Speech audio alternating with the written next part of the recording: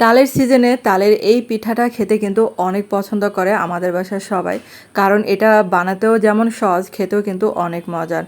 আসসালামু আলাইকুম সবাইকে। তো তাল থাকতে থাকতে কিন্তু এই পিঠাটা বানিয়ে পরিবারের সদস্যদেরকে কিন্তু খাওয়াতে পারেন, তারা সবাই কিন্তু প্রশংসা করবে। বা মেহমান আসলে কিন্তু এটা বানিয়ে রাখতে পারেন আগে থেকে।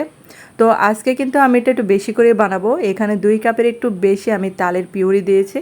তারপর এখানে হাফ কাপ দিলাম পানি, আর আপনারা চাইলে এখানে দুধও দিতে পারেন। তারপর স্বাদ মতো লবণ দিলাম। আর এটাকে আমি বলক আসতে দেবো, মানে বলক আসলে একটা ডো তৈরি করবো এটা। আর এখানে আমি 2 কাপের মতো শুকনো চালের গুঁড়া নিয়েছি।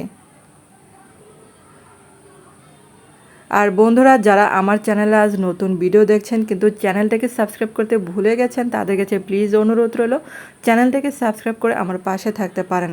আর এখন এই যে ঢাকনা দিয়ে ঢেকে রাখবো 5 মিনিটের জন্য। আর এখানে আমি পুরটা রেডি করছি।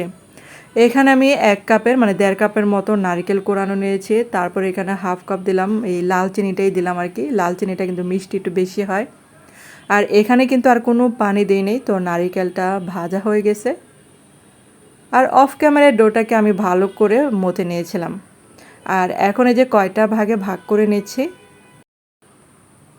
আর এই যে একটা ভাগ এরকম করে ভালো করে আমি মথে নিতে হবে। তারপর এখন একটা রুটি বানিয়ে নেব। আর যে সামান্য চালের গুঁড়া ছিটিয়ে নিতে হবে রুটি বানাতে গেলে।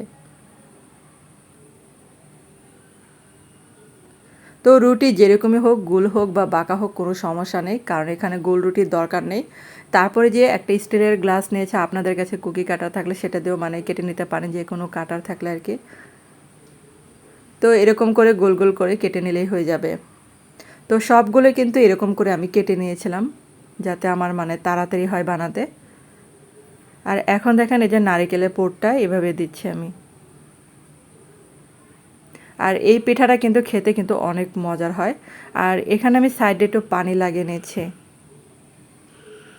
আর পানি লাগানোতে এই ডিজাইনটা করতে মানে আমার সুবিধা হবে। তো আপনারা আপনাদের পছন্দ মতো ডিজাইন করে নিতে পারেন। আমি কিন্তু অত ভালো ডিজাইন করতে পারি না, কোনো মতে আর কি ডিজাইন করে দেখালাম আপনাদেরকে, আপনারা আরও সুন্দর করে বানিয়ে নিতে পারেন।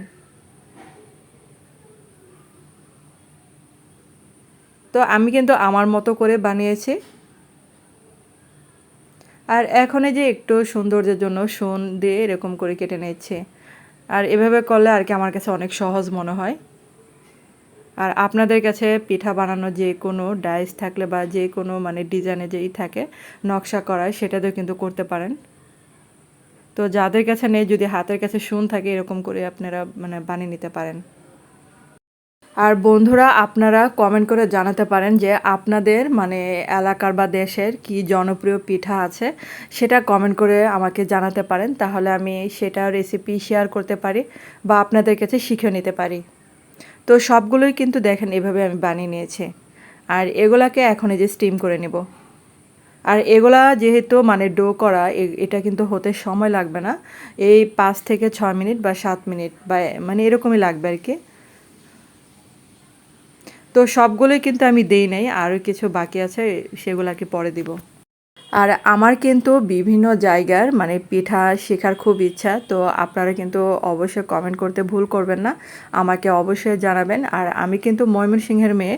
তো ময়মনসিংহের যেগুলা পিঠা বানানো সেগুলো কিন্তু অনেকটাই কমন, আবার যদি কিছু মানে আনকমন থাকে সেটা অবশ্যই আমি শেয়ার করব। আর পিঠাগুলো দেখেন কত সুন্দর হয়েছে। আর গরম গরম খেতে কিন্তু দারুণ লেগেছিলো, কামড়ে কামড়ে নারিকেলে পুর পড়েছিল, অনেক মজার ছিল। তো ধন্যবাদ সবাইকে।